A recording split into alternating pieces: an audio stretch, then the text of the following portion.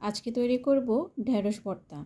ঢ্যাঁড়স ভর্তা তৈরি করার জন্য চুলায় আমি ঢ্যাঁড়সগুলো সিদ্ধ করতে দিয়েছি। ঢ্যাঁড়সগুলো ধুয়ে কেটে তারপর আমি সিদ্ধ করে নিয়েছি। এবার সিদ্ধ করা ঢ্যাঁড়সগুলো তুলে নিলাম।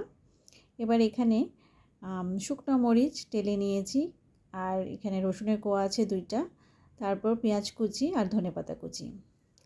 মরিচগুলো আমি ভালোভাবে মেখে নিলাম। এবার রসুন কুচিগুলো মেখে নিচ্ছি। এবার লবণ দিয়ে পেঁয়াজটা ভালোভাবে ম্যাশ করে নিব। সবগুলো উপকরণ একসাথে ম্যাশ করে নেওয়ার পর সিদ্ধ করা ঢেঁড়সগুলো ভালোভাবে হাত দিয়ে মেখে নিব। মেখে নেওয়া ঢেঁড়সের সাথে এবার পেঁয়াজ মরিচের মিশ্রণটা আমি ঢেলে দিচ্ছি। এবার এটাও ভালোভাবে মিক্স করে নিব।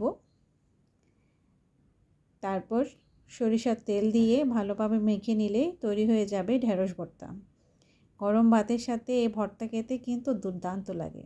আপনারা বাসায় ট্রাই করতে পারেন, আশা করি আপনাদের ভালো লাগবে।